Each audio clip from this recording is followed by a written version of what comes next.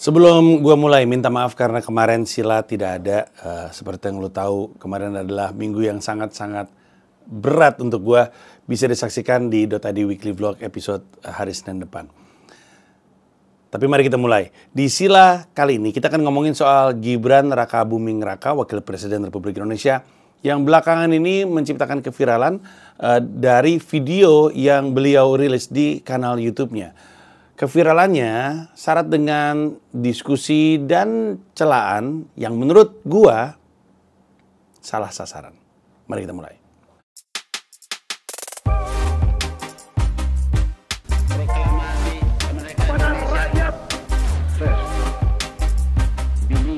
Kalau emang lu bener mendapatkan duduk dialog sama Oke, Gibran Rakabuming Raka waktu itu merilis sebuah video.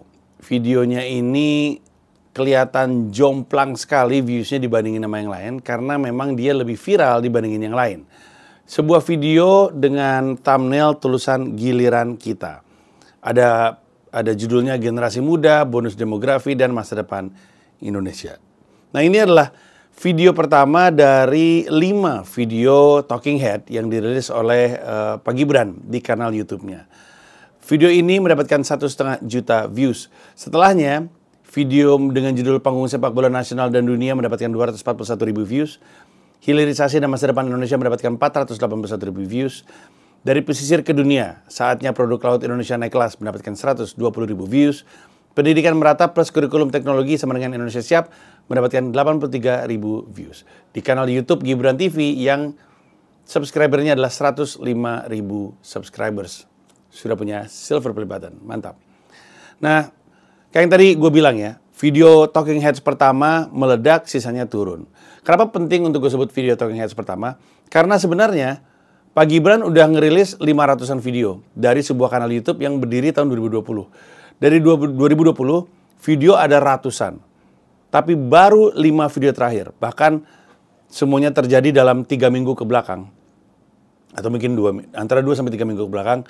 Rilislah si video talking heads ini. Nah, video talking heads pertama ini langsung viral. Ferry Irwandi bikin pembahasan, banyak orang bikin pembahasan.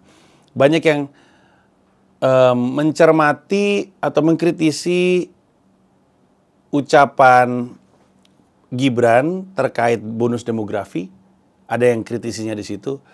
Ada yang mengkritisi fakta bahwa ini orang pro AI, tapi kok numpang-numpang jumbo yang nggak pakai AI. Nah, gitu-gitulah pokoknya.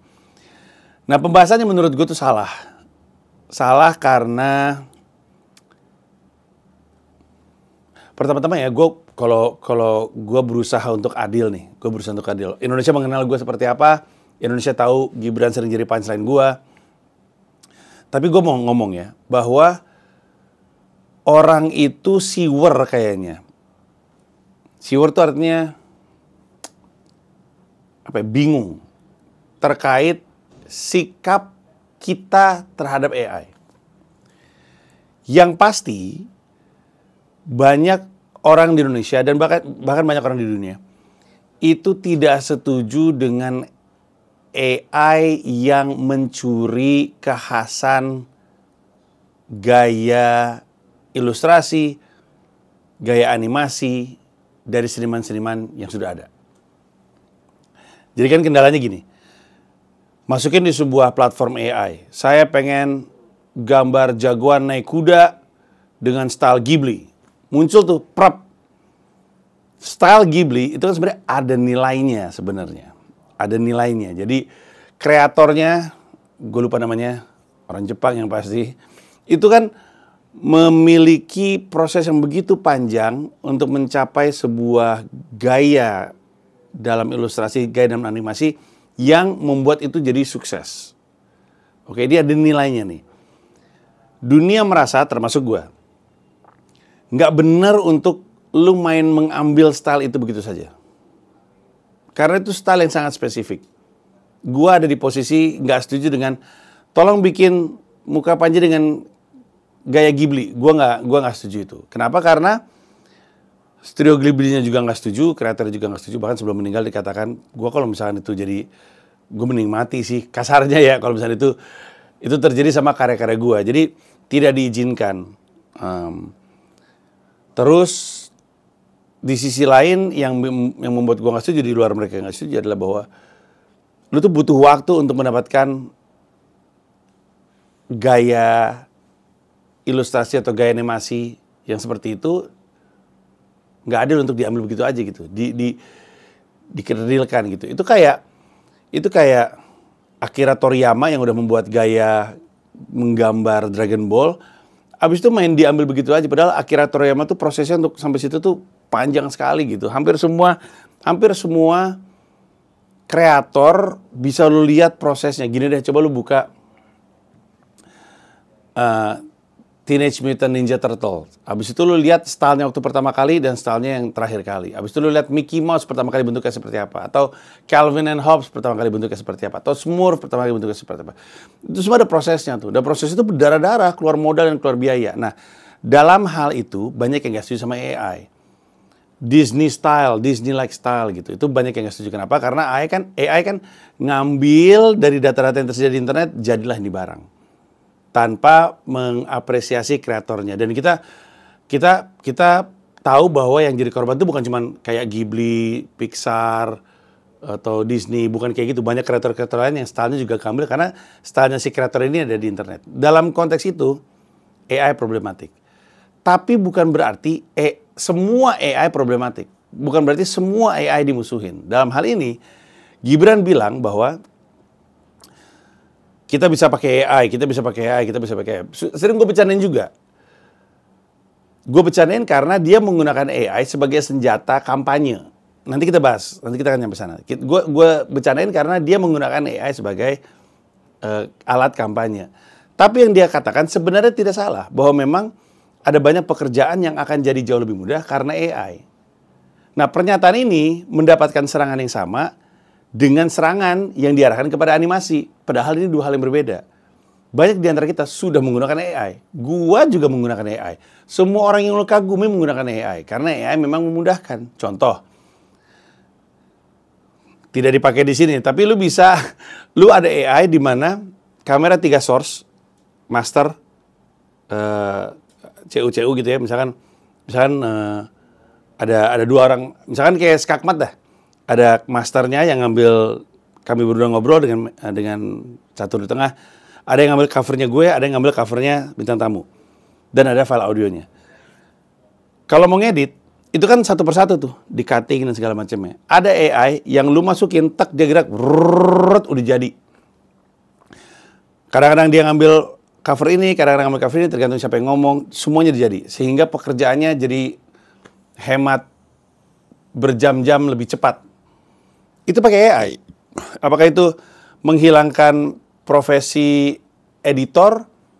Gue nggak gitu yakin. Menurut gue memudahkan profesi editor karena A, yang masukin promptnya si editor, dan B, hasilnya juga mesti dipantau. Salah satu yang paling gampang adalah bikin caption. Itu kan pakai AI itu sebenarnya tuh. Video ada captionnya. Lo masukin videonya, si aplikasinya akan memproses sendiri, keluarlah si captionnya tersebut. Captionnya itu 60% sampai 70% akurat, tapi sisanya mesti dibenerin. Nah, jadi yang masukin promptnya tetap kita, tapi harus ada proses untuk memperbaiki beberapa yang salah. Sama dengan AI editing juga seperti itu. Ini berarti memang ada banyak pekerjaan yang dimudahkan dengan AI. Banyak orang kayaknya nggak tahu seberapa hebat AI itu. Dalam konteks ChatGPT aja misalnya. Lu tuh bisa bikin, misalnya gini, misalnya lu kerja di bisnis fashion. Misalnya lu punya clothing company. Brandnya adalah kambing. Terus lu bikin SOP terkait clothing lu dari produksi, dari desain ke produksi. Lu bikin standard operating procedure-nya. Tanggal sekian segala macam, nanti supaya nanti promosi segala macam. Udah jadi nih SOP. Lu bisa masukin seluruh SOP ini ke ChatGPT yang pro tentunya, dan dia akan menganalisa apakah SOP lu itu udah optimal atau enggak, bolongnya di mana bisa diperbaiki. Segitu hebatnya sebenarnya. Dan banyak perusahaan di seluruh dunia udah make. Itulah kenapa omongan dia soal AI itu sebenarnya nggak salah. AI itu cuman masalahnya orang-orang yang tidak tahu AI hanya menangkap sentimen bahwa ketika AI digunakan dalam konteks animasi dan ilustrasi, dia jahat, berarti AI untuk semuanya jahat. Nah ini enggak. Ini yang sebenarnya membuat rumit. Tapi inilah salah satu alasan kenapa sih video giliran kita Gibran ini ramai. Alasan lain adalah soal definisi bonus demografi. Dan ini mungkin valid juga untuk jadi bahan perdebatan. Tapi buat gua, orang tuh salah dalam mempermasalahkan video-video ini. Karena menurut gue, yang harus kita permasalahkan dari setidaknya 5 video ini adalah dia ini membuat video-video ini untuk apa? Sampai situ aja dulu. Kebayang gak arah gue? Dia bikin video ini semua nih, 5 biji yang baru ini yang dalam waktu 2-3 minggu terakhir ini. Dia ini dalam rangka apa sih? Kenapa dia bikin video ini? Kenapa gue mempertanyakan ini? Karena kita mesti ingat bahwa Gibran adalah wakil presiden Republik Indonesia. Sehingga wajar untuk kita bertanya-tanya, apakah Gibran melakukan ini dalam rangka peran dia sebagai wakil presiden Republik Indonesia? Apakah itu memang tugas dia? Nah, sebelum kita masuk lebih dalam pembahasan itu, kita harus tarik mundur dulu. Emang sebenarnya tugas wakil presiden itu apa? Jawabannya, menurut undang-undang, membantu Presiden Republik Indonesia, titik. Tidak ada produk undang-undang yang menjelaskan secara deskriptif tugas wakil presiden itu apa. Di undang-undang tulisannya cuma membantu wakil presiden. Bahkan wakil gubernur pun definisinya adalah membantu tugas gubernur. Wali kota pun, bupati pun, tidak ada definisinya, tugasnya hanya membantu presiden. Nah, sehingga pertanyaan baliknya adalah, memang Gibran ini ditugaskan untuk membantu Pak Prabowo dalam hal apa? Sehingga hasilnya adalah video-video ini. Atau dalam kalimat yang lain, emang kita yakin Pak Prabowo menugaskan Gibran untuk bikin video ini? Wakil presiden lain, itu ada penugasan-penugasannya. Di Mensrea gue bahas soal Pak JK, yang memang dan ini gue dapatnya informasinya dari orang-orang terdekatnya Pak JK ya. Orang-orang terdekatnya Pak JK cerita bahwa Pak JK itu dititipkan tugas sama Pak SBY untuk menyelesaikan sejumlah konflik. Waktu sama Pak Jokowi ditugaskan untuk menyelesaikan untuk membangun iklim bisnis. Kalau gue nggak salah apa ekonomi ya, secara umum gue juga lupa. Waktu zaman Pak SBY, Pak Budiono, ini gue tahu spesifik karena teman-teman gue yang kerja di situ. Gue punya sejumlah teman-teman yang di Kementerian Keuangan. Mereka tuh bilang bahwa dia itu lembur, begadang bersama dengan Pak Budiono meeting untuk memperbaiki ekonomi. Dan seperti yang kita tahu, modal yang Pak Jokowi pakai untuk membangun infrastruktur adalah hasil pencapaiannya Pak SBY terkait ekonomi makro di Indonesia. Jadi memang Pak Budiono kerja, bukan cuma kelihatan dari hasilnya, tapi teman-teman gue bilang, siapapun yang bilang Budiono nggak kerja, gue tempeleng sih. Orang gue begadang berkali-kali, bermalam-malam sama beliau untuk menjaga ekonomi Indonesia. Kiai Ma'ruf Amin pun, walaupun sering gue bercandain, menurut Mas Yanuar Nugroho kalau nggak salah, itu punya penugasan yang spesifik. Jadi benar-benar ada jadwalnya. Memang kita nggak ngelihat sih, termasuk memang ada yang wisata halal. Memang itu benar, yang dikatakan juga oleh Sandiaga Uno di Skakmat. Tapi ada penugasannya. Nah terus kan kita balik lagi ke Gibran. Dalam beberapa tindak tanduknya Gibran sebagai wakil presiden Republik Indonesia, tidak terlihat secara strategis apa penugasan yang diberikan oleh Pak Prabowo kepada dia. Case in point adalah video-video ini. Sekarang ini ya, gue sebutin lagi. Video yang viral pertama kali, generasi muda, bonus demografi, dan masa depan Indonesia. Selanjutnya, panggung sepak bola nasional dan dunia. Hilirisasi dan masa depan Indonesia. Dari pesisir ke dunia, saatnya produk laut Indonesia naik kelas. Pendidikan merata plus kurikulum teknologi sama dengan Indonesia siap. Pertanyaan, dari 5 video tersebut, mana video yang menggambarkan prioritas-prioritas Pak Prabowo dalam pembangunan di periode sekarang. Tidak ada satupun yang ngomongin makan bergizi gratis. Tidak ada satupun yang ngomongin swasembada pangan. Nggak ada satupun yang ngomongin swasembada air. Nggak ada satupun yang ngomongin swasembada energi. Ini semua adalah keinginan-keinginan dan program-programnya Pak Prabowo. Kalau emang Gibran ditugaskan sama Pak Prabowo untuk melakukan sesuatu, tidakkah masuk akal yang Gibran lakukan itu nyambung dengan apa yang Pak Prabowo inginkan? Karena kelihatannya ini tema dia sendiri, hilirisasi. Sekarang gue tanya deh, siapa yang ketika di debat ngomongin hilirisasi? Debat kemarin, dia doang. Pak Prabowo pun nggak pernah, mungkin jarang ngomongin hilirisasi. Catchphrase yang Gibran gunakan ketika kampanye masih diomongin sekarang. Lah terus dia lagi ngomongin kebutuhannya siapa? Karena ini bukan kebutuhannya Pak Prabowo. Pak Prabowo nggak pernah ngomongin ini semua. Ketika Gibran muncul di sebuah kampus di BINUS kalau nggak salah yang ngomongin AI ya, AI, semua AI itu siapa yang menugaskan dia untuk ngomongin itu lebih banyak? Nggak ada. Nggak ada. Jadi ada dua kesimpulan. Pertama-tama, Pak Prabowo nggak ngasih tugas apa-apa. Ini untuk kita permasalahkan kemudian hari kenapa. Tapi yang kedua, dia melakukan semua ini bukan untuk membantu Pak Prabowo. Tapi untuk melakukan kampanye guna dirinya sendiri. Dia lagi ngebantu dirinya sendiri. Dia lagi menggunakan kesempatannya menjadi Wakil Presiden Republik Indonesia untuk berkampanye. Menurut gua, dua-duanya nih sama memusingkannya. Kenapa Prabowo nggak menggunakan Gibran? Gue juga nggak tahu. Orang Kiai Ma'ruf Amin aja kepake. Gue kesannya merendahkan Kiai Ma'ruf Amin ya. Kiai Ma'ruf Amin yang spesifik terkesan sebagai sosok agamis gitu ya, sosok Islami, mendapatkan penugasan yang nggak ada hubungannya dengan keagamaan. Ini dapat dari sumber yang gue percaya sekali. JK dapat penugasan, Budiono dapat penugasan spesifik. Gibran ini penugasannya apa? Sama Prabowo. Kenapa semua, kalau emang ditugaskan sama Prabowo, kenapa semua yang dilakukan sama Gibran tidak ada hubungannya dengan konsep-konsep yang Pak Prabowo sering gaungkan?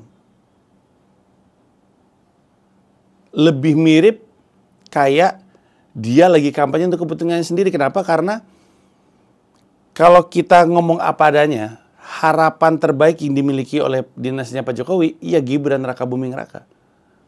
Harapan terbaik dinastinya Pak Jokowi untuk bisa berlanjut adalah via Gibran Rakabuming Raka. Mengingat bahwa lebih dari 50% rakyat Indonesia adalah anak muda, ini adalah captive market yang pas untuk Gibran. Karena Gibran anak muda. Mau lu apain juga dia anak muda. Sehingga apa yang dia lakukan? Dia keluarin jargon-jargon yang nempel di benak anak muda. AI, generasi muda, bonus demografi, masa depan Indonesia. Indonesia siap, naik kelas, sepak bola, masa depan. Ini semua ngomongin, ini semua jargon-jargon orang muda yang ingin menangkap captive market generasi muda untuk memilih dia sebagai presiden muda yang siap untuk membawa Indonesia di era yang lebih modern. Tuh lihat, AI plus coding masuk sekolah, 200 sekolah rakyat dibangun. Gue gak pernah dengar, lu pernah dengar Pak Prabowo ngomong soal ini? Dalam 3 jam 26 menit, Pak Prabowo ngobrol sama sejumlah jurnalis senior. Pernahkah Pak Prabowo ngomongin soal akan ngebangun sekolah-sekolah AI? Nggak ada. Gibran ngomong kayak gini, dari mana coba? Dalam semua video, lo akan dengar bahwa sesuai dengan arahan Presiden Prabowo, lo akan dengar. Dan itu penting untuk dia. Kalau nggak bakal diserang. Internally. Secara internal pasti diserang. Lo ngapain sih begini? Lo kan gue kan masih sesuai dengan yang dikatakan Prabowo. Tapi sebenarnya tidak. AI dan coding masuk sekolah, 200 sekolah rakyat dibangun tuh enggak. Pak Prabowo tuh memang ngomong akan ngebangun sekolah. Tapi nggak ngomongin pengen ngebangun, masukin AI dari SD, SMP, SMA. Nggak ada. Jadi pertanyaan besar yang harus ditanya sama semua orang itu adalah bukan, oh si dia ngomongin AI, oh dia numpang sukses, numpang tenar jumbo, padahal dia, bukan itu sebenarnya. Dia ini lagi ngapain? Karena kalau kita berkesimpulan dia lagi kampanye, kita wajar untuk marah. Lu kerja dulu untuk rakyat Indonesia. Ngapain lu bikin video-video kayak gini? Video talking heads itu siapa? Ferry Irwandi bikin video-video talking head. Hah? Raymond Chin dia. Panji Pragiwaksono bikin video kayak begini. Ngapain dia? Dia kan wakil presiden Republik Indonesia. Tugas dia bukan berdiri atau duduk di depan kamera dan bicara soal gagasan. Tugas dia adalah menggunakan gagasan tersebut untuk memperbaiki permasalahan Indonesia sekarang. Jangan ngomong masa depan. Lu ngomong masa depan karena lu rencananya mau kerja di masa depan ketika lu jadi presiden. Jangan dulu. Semua tindak tanduk yang Gibran sejak lapor Mas Wapres itu lebih terlihat sebagai usaha kampanye Gibran ketimbang usaha seorang wakil presiden yang bekerja untuk rakyat Indonesia. Dan itulah permasalahan terbesar yang harusnya kita permasalahkan dari video-video yang Gibran rilis dalam 2-3 minggu kebelakang di kanal YouTube Gibran TV.